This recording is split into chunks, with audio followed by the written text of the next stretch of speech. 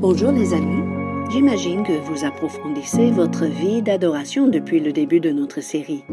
Cette semaine, je suis tombée sur ce fameux verset, Jean 4, verset 24.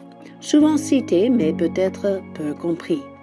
Dieu est esprit et il faut que ceux qui l'adorent en esprit et en vérité. Je voudrais parler de cette phrase afin de vous sensibiliser aux attentes du Seigneur concernant votre adoration. Dans le contexte, Jésus explique à la femme samaritaine que l'importance n'est pas le lieu où il faut adorer Dieu, mais plutôt l'état du cœur du croyant et son approche envers Dieu. En réalité, l'adoration n'est ni un exercice cérébral, ni une expression musicale, mais une offrande spirituelle qui coule de l'être intérieur. Cette offrande est déclenchée par la foi, peu importe ce que l'on peut ressentir émotionnellement. Concrètement, ça veut dire que vous et moi, nous sommes capables d'offrir à Dieu un sacrifice dont il est digne, à tout moment et en tout lieu, car cela ne dépend pas de nos sentiments. Il est temps de renoncer à tout mensonge qui dit le contraire. Arrêtez de vous dire que vous n'êtes pas à la hauteur ou que vous n'êtes pas qualifié pour adorer le Seigneur. Il y a même des chrétiens qui m'ont dit « Si j'adore le Seigneur et je ne le ressens pas, c'est de l'hypocrisie. » Mais c'est faux, mes amis. Votre esprit régénéré a envie de magnifier et honorer votre Rédempteur et votre Roi. Vous avez passé une mauvaise journée peut-être? Focalisez sur votre esprit, surtout car le Saint-Esprit y demeure. Puis laissez jaillir une louange extravagante, une admiration sincère, une adoration abondante. Il faut juste s'assurer que le tuyau n'est pas bouché. Mais qu'est-ce que cela veut dire? Il peut y avoir des choses à régler dans vos cœurs. Je me rappelle une fois, pendant l'hiver particulièrement froid, pour une période prolongée, un matin, j'ai ouvert le robinet et rien n'est sorti. C'était parce que les tuyaux ont gelé. La source d'eau était toujours accessible, mais les conditions de la plomberie et l'environnement refroidi ont gêné sa sortie. C'est très parlant, n'est-ce pas, par rapport à notre vie d'adoration qui est censée jaillir de notre intérieur. C'est au propriétaire de la maison d'assurer deux choses, la bonne température à l'intérieur et la mise en place des gains autour des tuyaux pour les protéger. Vous ne pourrez pas toujours contrôler votre environnement, votre climat, mais vous pourrez assurer que votre cœur demeure protégé et brûlant pour Jésus. En fait, vous possédez un thermostat intérieur, c'est-à-dire votre conscience. La conscience humaine est l'endroit où le Saint-Esprit parle, où il fait connaître les bons choix à faire, où il a gravé sa vérité. C'est le cas même pour le non-croyant.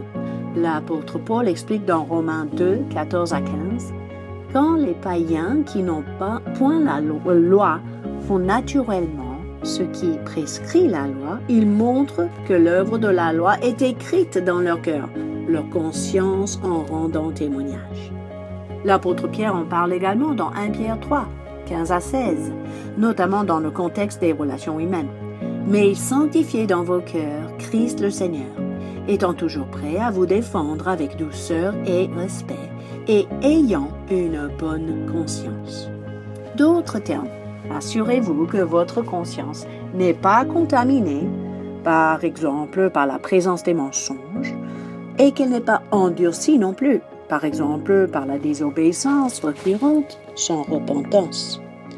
En fait, la Bible dit que la conscience peut être affaiblie, selon 1 Corinthiens 8:7, ou flétrie, souillée, selon 1 Timothée 4, verset 2. Mais la bonne nouvelle se trouve dans Hébreux 9, 14, et je cite, « Combien plus le sang de Christ qui, par un esprit éternel, s'est offert lui-même sans tache à Dieu, purifiera-t-il votre conscience? » Alléluia. Revenons donc au sujet de l'adoration. Une bonne habitude pour cultiver la pureté dans notre adoration est de demander au Saint-Esprit, « Est-ce que j'ai négligé quelque chose dernièrement? Est-ce que je t'ai attristé récemment? » La conscience va se réveiller à ce moment-là et va vous montrer ce qu'il faut ajuster ou bien là où il faut demander pardon à Dieu. Puis par la suite, vous serez en mesure d'adorer le Seigneur en esprit et en vérité, attaché aux promesses du Père, inspiré et conduit par le Saint-Esprit au fond de vous, exempt de toute trace de duplicité ou d'hypocrisie, et libre de dépasser les limites de vos expériences précédentes, de vos raisonnements, de vos sentiments. Une dernière astuce, commencez par la prière ou le chanter en langue. Car 1 Corinthiens 14 dit « Si je prie en langue, mon esprit est en prière, mais mon intelligence demeure stérile. » C'est-à-dire que toutes ces pensées envahissantes, ces distractions, ces préoccupations ne peuvent pas produire du fruit dans votre tête pour vous empêcher d'adorer le Seigneur. Pour conclure, laissez-vous conduire. Jean 16:13 parle de l'esprit de vérité qui vous conduira dans toute la vérité. Demandez au Seigneur quelle forme d'adoration lui plairait. N'oubliez pas que 1 Jean 5:6 dit que l'esprit est la vérité. Puis finalement, sachez que selon 2 Thessaloniciens 2:13, Dieu vous a choisi dès le commencement pour le salut, par la sanctification de l'esprit et par la foi en la vérité. Un adorateur en esprit et en vérité va activer sa foi et participer volontairement et joyeusement à la sanctification. Bonne continuation et à bientôt!